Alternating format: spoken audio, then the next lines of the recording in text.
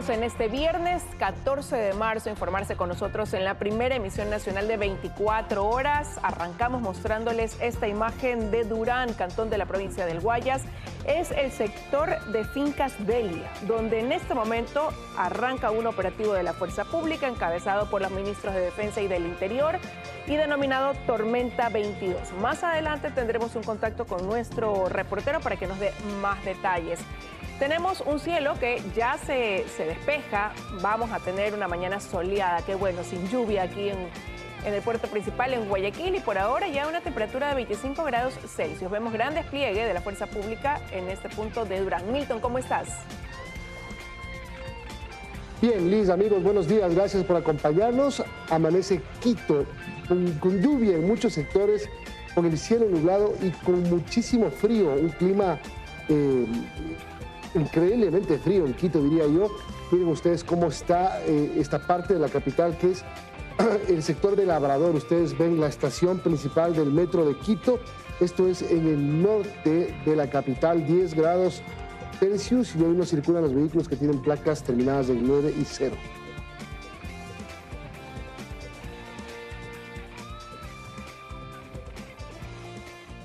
Hola Milton, qué gusto compartir contigo.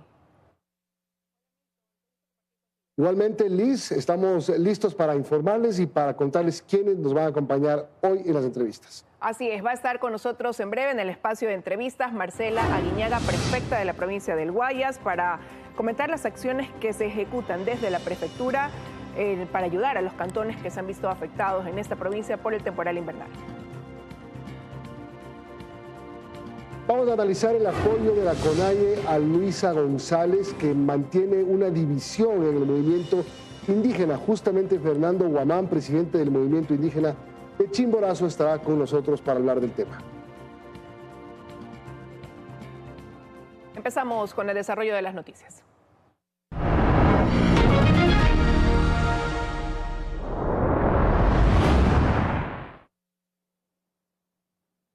Lo dicho, las acciones para combatir al crimen organizado se están realizando a esta hora en Guayaquil, en Durán, justamente en el cantón Durán. El bloque de seguridad ejecuta el operativo Tormenta 22. Como lo anunciábamos, tenemos ya nuestro equipo ahí. Se trata de Eder Chemel, sigue de cerca esta intervención. Eder, cuéntanos más.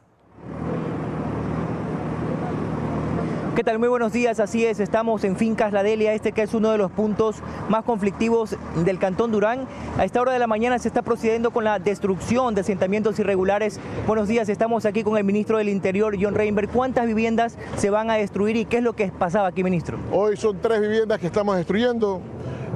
Fuera de eso tenemos, luego de esto vamos a destruir, son otra vivienda más, y tengo unas calles que vamos a intervenir para dejar un único control, un único ingreso a esta zona controlado por el bloque de seguridad. Son espacios en donde se eran utilizados para planificación del delito, se traían secuestrados. Así es, estas casas albergaban a delincuentes que ocultaban a las víctimas de secuestro. Después de algunos operativos hemos tomado la decisión de destruir, y como vamos a seguir destruyendo todas las casas que utilicen ellos. Nosotros ofrecimos en nuestros operativos afectar a estos grupos delincuenciales, lo estamos haciendo. Para Guayaquil también llegaron camionetas que van a ser utilizadas justamente esto luego de que el municipio también suspendió este servicio. Bueno, en un hecho histórico realmente, son 124 camionetas que va a recibir Policía Nacional el día de hoy. Son camionetas que van a ser utilizadas en los ejes viales, pues hemos tenido varias denuncias de los problemas que hemos tenido en estos ejes viales, y vamos a integrar por ahora 124 camionetas, luego 50 camionetas más, y se vienen 180 camionetas más. Sobre lo que sucedió en la penitenciaría del Litoral ayer, ese atentado terrible, ¿no?, que se dio con lamentable hecho, también un lamentable hecho y saldo mortal. ¿Qué se sabe? Se llama grupos delictivos asustados. Tienen miedo, saben lo que estamos haciendo, y eso fue a raíz de que hubo la reunión con Eric Prince. Pues esta es una forma de mostrar el temor que tienen. ¿Hay investigaciones que están en curso? ¿Se sabe de qué manera estaba direccionado este hecho? Por supuesto, hay investigaciones en curso, están avanzando, y de eso sí no podría comentarle. ¿Un grupo delictivo que esté involucrado directamente? Hay un grupo delictivo, sí, estamos atrás de él justamente, y bueno, también viendo en el interior de penitenciaría, porque muchas veces esto viene de órdenes de la parte interna. Muchas gracias, muy amable. Parte de lo que dice el ministro del Interior, John Reinberg, en relación a temas de seguridad vinculados con la ciudad de Guayaquil, también del cantón Durán a esta hora. se continúa con la destrucción, compañeros, de estos espacios, estas viviendas que están asentadas aquí en el Cantón Durán, específicamente en Fincas Delia, están siendo destruidas para evitar que sigan cometiéndose delitos como justamente los secuestros, que es hasta estos puntos donde traen a las víctimas. Es la información que tenemos a esta hora de la mañana. Muy buenos días. Buenos días, gracias, Eder. Un ataque terrorista con coches bombas se reportó este jueves en los exteriores de la penitenciaría del Litoral en Guayaquil.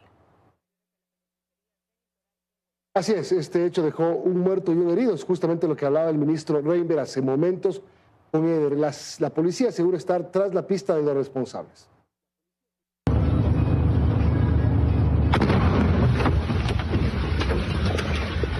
El video fue captado por un conductor que pasada la 1:30 de la madrugada de este jueves transitaba por el kilómetro 16.5 de la vía Daule.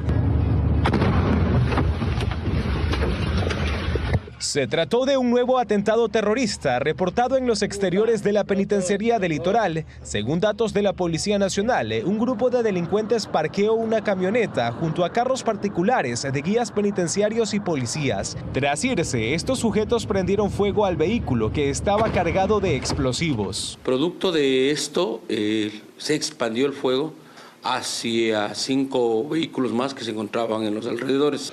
Como saldo, este atentado dejó a 6 vehículos afectados, los cuales prácticamente quedaron en cenizas. Además, se conoce que un guía penitenciario murió por la onda expansiva y un agente policial se encuentra herido. Un compañero nuestro de la Policía Nacional que se encontraba de guardia en la prevención recibió esquirlas en su cuerpo, fue trasladado a una casa asistencial y al momento se encuentra estable sin ninguna novedad. Además, se conoce que las cámaras de la empresa pública Segura EP, que están instaladas en el sector, fueron destruidas por la explosión. Sin embargo, los videos ya están bajo investigación de la policía, entidad que sigue la ruta de escape de estos criminales. La tarea es ardua, pero no vamos a descansar, no vamos a permitir que este tipo de cosas desmayen nuestro trabajo.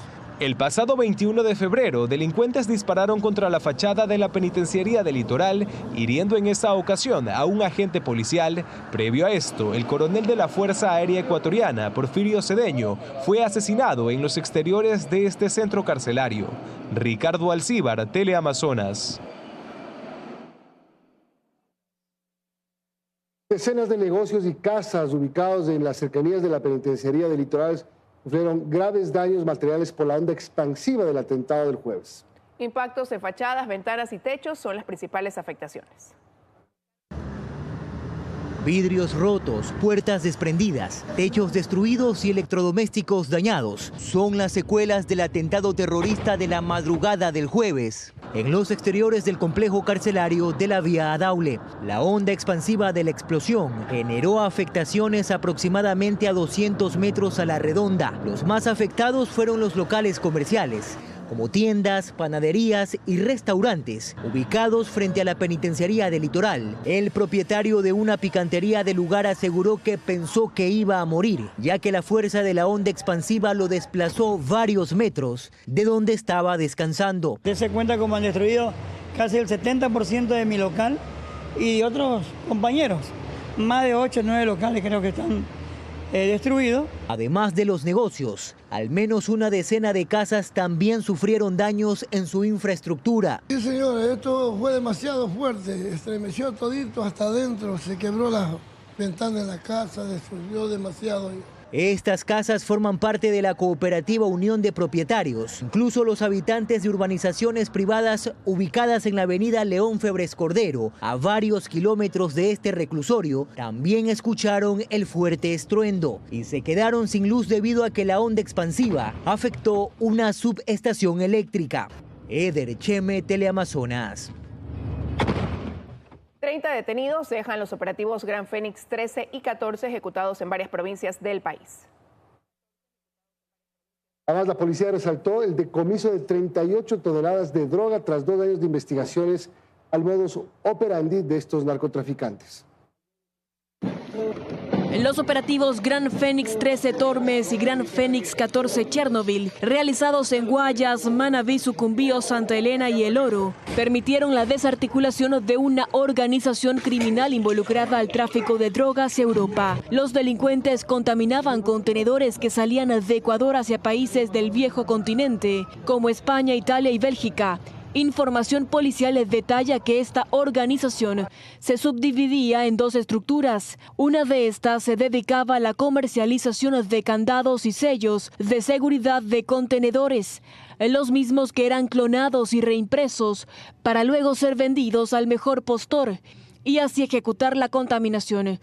La otra estructura realizaban la actividad denominada de cabeceo, que consiste en cambiar los cabezales en algún momento de la ruta logística para contaminar estas estructuras. Los miembros de esta organización utilizaban viviendas en urbanizaciones privadas como centros de reuniones y planificación de los actos delictivos. Es así que en total se realizaron 50 allanamientos en varios inmuebles de las provincias mencionadas. Estos operativos dejaron 36 detenidos, entre los que consta alias El Gordo, objetivo de intermedio valor que estaría vinculado a los choneros. Estas acciones se cumplieron en coordinación con la Europol, la Guardia Civil de España y bajo la dirección de la Fiscalía de Ecuador. Bernarda Ceballos, Teleamazonas.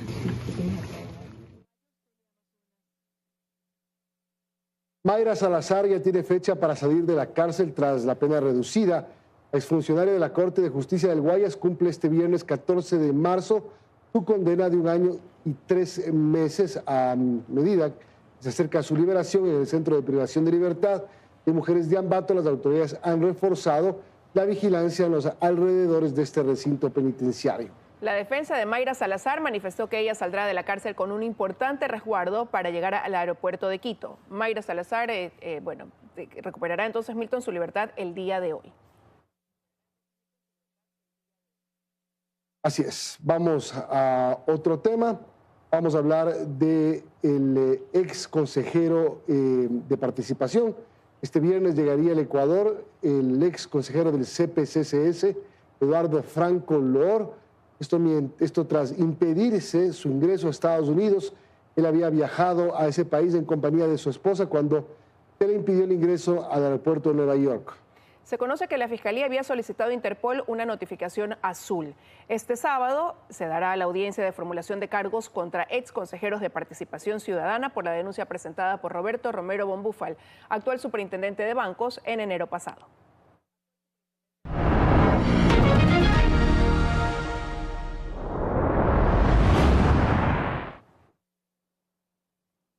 Anoche el Consejo Nacional Electoral prohibió el uso de celulares y otros dispositivos electrónicos durante las votaciones del 13 de abril. Según las autoridades, con esta medida se busca proteger a los ciudadanos de posibles presiones externas que puedan influir en el ejercicio del derecho al voto. A un mes de las elecciones generales del próximo domingo 13 de abril, el Consejo Nacional Electoral aprobó el informe que prohíbe a los votantes el uso de celulares y otros dispositivos electrónicos durante la jornada electoral. Esa decisión tuvo el respaldo de 3 votos y 1 abstención. Tenemos la obligación de garantizar que los ciudadanos ejerzan su derecho al voto en forma secreta y sin ningún tipo de intimidación, pero sobre todo garantizando su integridad física y su seguridad. Pero esta regla no solo se aplicará a los votantes, sino que tras un cambio propuesto en la moción por el consejero José Cabrera, se determinó la misma medida a los miembros de las juntas receptoras del voto, y ya cuando culmine la jornada electoral, solamente uno de ellos podrá tener acceso a su dispositivo para realizar operaciones matemáticas al momento del conteo de votos. Ahora bien, lo que sí se recalcó fue que los delegados de las organizaciones políticas podrán fotografiar las actas del escrutinio que son de carácter público. Bajo ningún concepto ha de entenderse como restricción alguna para que los medios de comunicación y observadores nacionales e internacionales puedan desarrollar con normalidad sus actividades. Prohibir el uso de dispositivos móviles, eléctricos y electrónicos en el momento de emitir el voto secreto es una medida necesaria para garantizar la integridad y la confianza en el proceso electoral. Quien no estuvo de acuerdo con esta resolución fue la consejera Elena Nájera. Su voto fue abstención. Una vez que calificó a esta medida como ilegal e inconstitucional incluso, abandonó abruptamente esta sesión.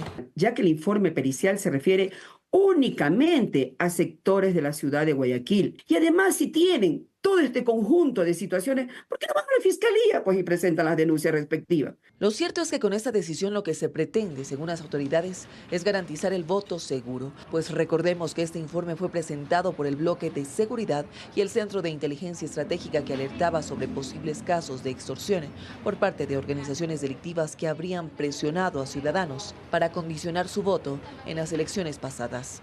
En Quito, Ismenia Solórzano, Teleamazonas.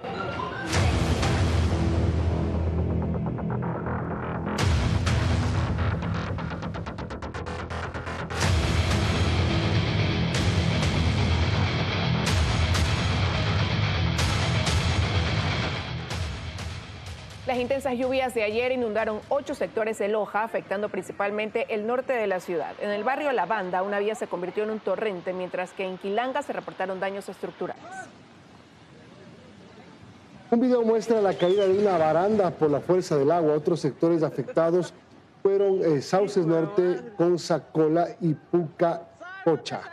Y en Cuenca también las fuertes lluvias que soportó la zona sur la tarde de este jueves provocó varios problemas, como la acumulación de agua en la autopista Cuenca-Sogues a la altura del Mall del Río. Kilómetros más adelante, en el sector de Santa Ana, se desprendió material rocoso que bloqueó completamente el carril sur de esta vía rápida, generando caos vehicular en la zona. Y el INOCAR advirtió sobre un mar agitado y posibles corrientes de resaca debido a la fase de aguaje que habrá desde hoy hasta el 17 de marzo. Se recomienda tener precaución en las playas que están ubicadas en Esmeraldas, Manabí, Santa Elena, Guayas, El Oro y Galápagos. Son en total 41 playas, Milton, que tienen una alerta general. 7:19, vamos a una pausa y regresamos ya con las entrevistas. Va a estar con nosotros la prefecta de Guayas, Marcela Guiñaga. Ya volvemos.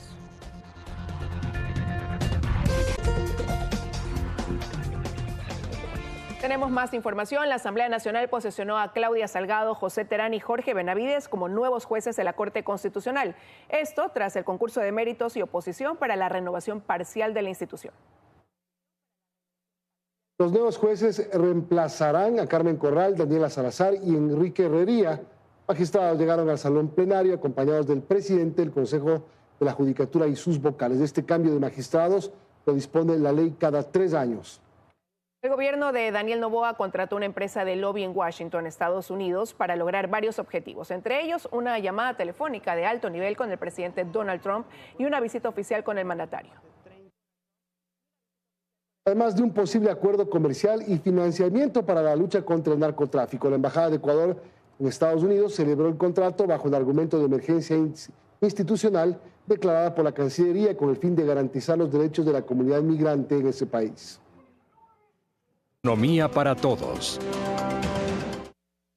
Este es el índice de precios del aceite de consumo humano y, como todo buen índice, su movimiento refleja el movimiento del precio del aceite de cocina al consumidor.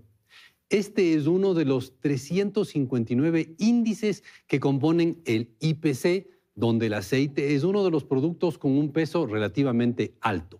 Por eso, nadie se acordó del precio del aceite desde el 2014, que es cuando arrancó con el cálculo de esta base, hasta más o menos fines del 2020, cuando con la pandemia los precios de ciertos productos se volvieron locos y el precio del aceite subió, por primera vez en al menos 8 años.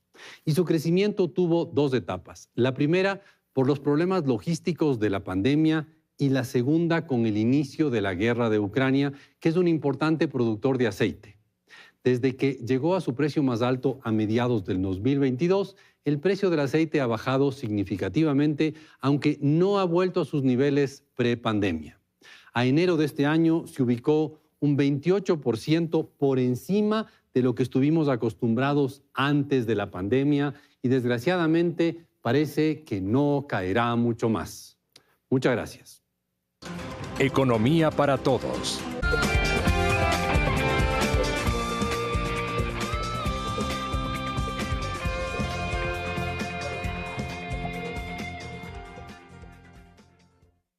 Seguimos con las noticias, 7:43 en Ecuador.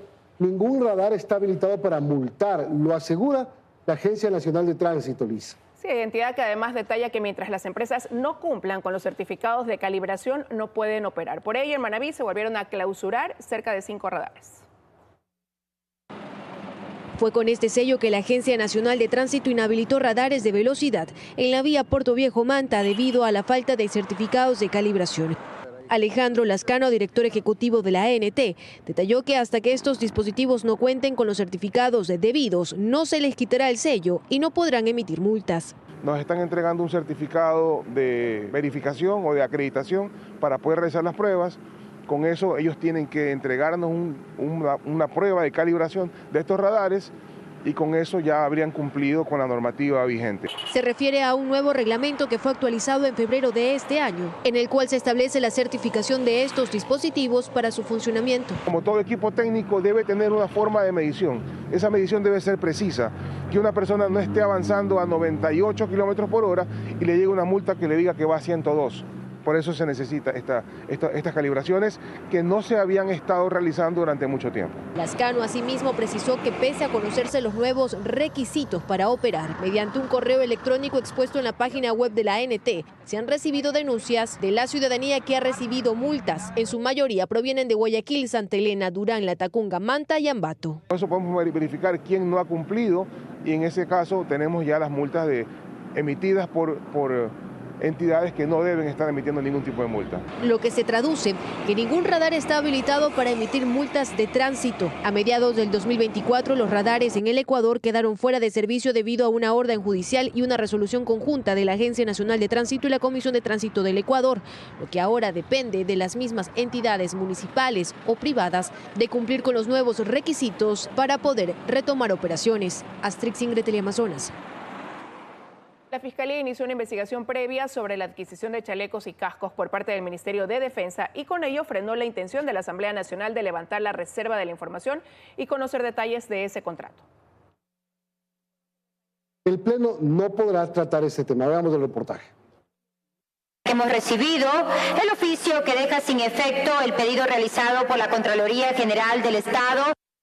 Este es el oficio que remitió el Contralor Mauricio Torres a la presidenta de la Asamblea Nacional, Viviana Veloz, este jueves, en el que le informa que ha desistido de su pedido para que el Legislativo levante la reserva de la información sobre la compra de chalecos y cascos por parte del Ministerio de Defensa para las Fuerzas Armadas. Esto debido a que la Fiscalía General del Estado se adelantó y este mismo jueves inició una indagación previa sobre dicho contrato por el presunto delito de peculado. Pedimos a Fiscalía que haga su trabajo y que deje Fiscalía de ser justamente la sede de ADN y el presidente Daniel Noboa. Todo esto ocurrió solo unas horas antes de que se instale el Pleno de la Asamblea. Estaban convocados los asambleístas a las 17:30 de este jueves para pedir la desclasificación, pero la intención se desvaneció, a lo que la bancada de gobierno calificó como un show más. Por Dios, vengamos aquí a trabajar, no a gastarnos la plata de los ecuatorianos, nos pagan nuestro sueldo para que vengamos a producir leyes y no para que esto sirva como el cuartel de campaña de la Revolución Ciudadana. No lo vamos a permitir. Es lo correcto, dicen en el Partido Social Cristiano, pues si hay dudas sobre el contrato y de por medio están fondos públicos, es la Fiscalía la que debe determinarlo. Una investigación previa es para eso, para poder determinar a profundidad si en el futuro ha habido realmente algún acto inadecuado, algún acto ilícito, pero eso lo tendrá que ya determinar, en este caso, bajo reserva de la investigación que realizará, en este caso, la Fiscalía. Es importante recordar que el contrato para la compra de chalecos y cascos supera los $34 millones. La empresa adjudicada fue declarada por el CERCOP como contratista incumplido. El Ministerio de Defensa asegura que los implementos cumplen con las características requeridas por las Fuerzas Armadas. Todo esto pese a que los chalecos y los cascos ya están en uso. En Quito, Karen Aro, Teleamazonas. El Parque Samanes entra en una nueva disputa entre el gobierno central y el municipio de Guayaquil. En medio de 15 años de constantes controversias se encuentran los miles de visitantes de este centro recreativo, el más grande de la ciudad y el tercero más extenso de Latinoamérica. con una extensión de 851 hectáreas, de las cuales tan solo 224 están construidas como área de recreación. El Parque Los Amanes es el más grande de la ciudad de Guayaquil tras 15 años de funcionamiento desde su inauguración. El parque, ubicado en el norte de Guayaquil, no deja de estar en la controversia. Así lo detalla su historia desde la construcción en terrenos de propiedad del ISFA, área que entró en conflicto por casi 10 años debido al proceso de compra y venta. Pese a esto, el proyecto original de este parque, declarado Área Nacional de Recreación, continuó y concluyó con un costo de $230 millones, que comprendió la construcción de 57 canchas deportivas para practicar varios deportes. Sí, también se diseñaron oficinas, las cuales fueron destinadas para el funcionamiento de entidades gubernamentales, pero el tiempo no ha sido el mejor amigo de este parque, que recibe más de 50.000 visitantes cada fin de semana. En el 2023, tras ser golpeado por el temporal, presentó uno de sus peores estados y una serie de deficiencias bajo la administración del Gobierno Nacional a través de la Secretaría Técnica de Gestión Inmobiliaria. Debido a esto, el municipio de Guayaquil, mediante Consejo Municipal, hizo pedido al gobierno de Guillermo Lasso que la administración del parque sea traspasada a los guayaquileños.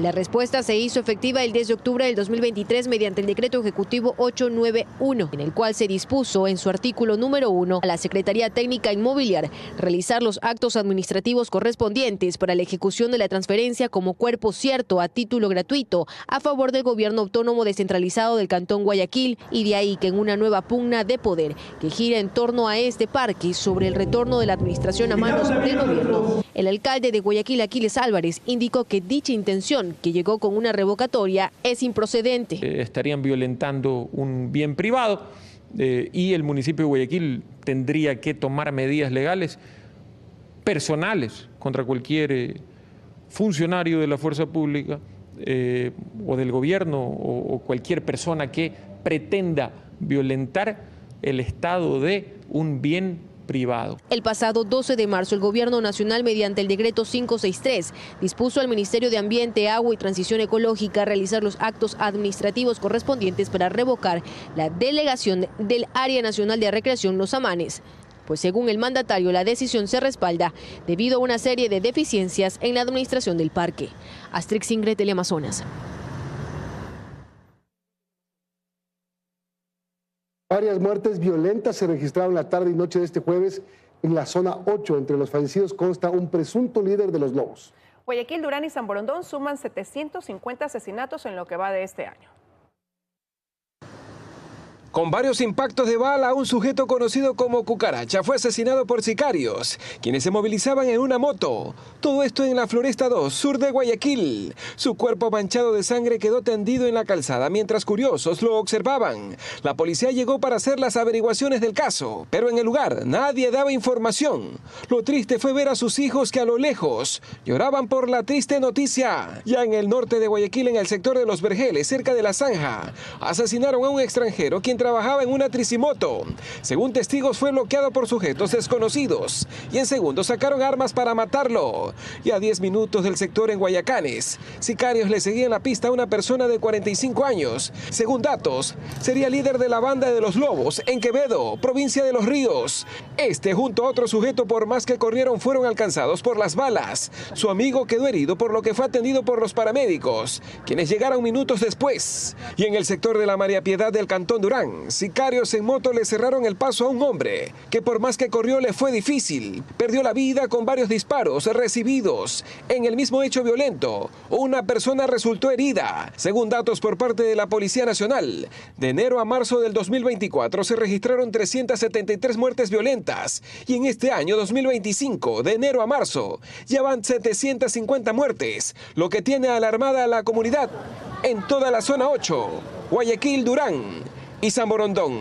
Alex Vargas, Teleamazonas. Desde hace una hora más o menos atrás se ejecuta el operativo Tormenta 22 en Durán, en el sector de fincas Delia Milton.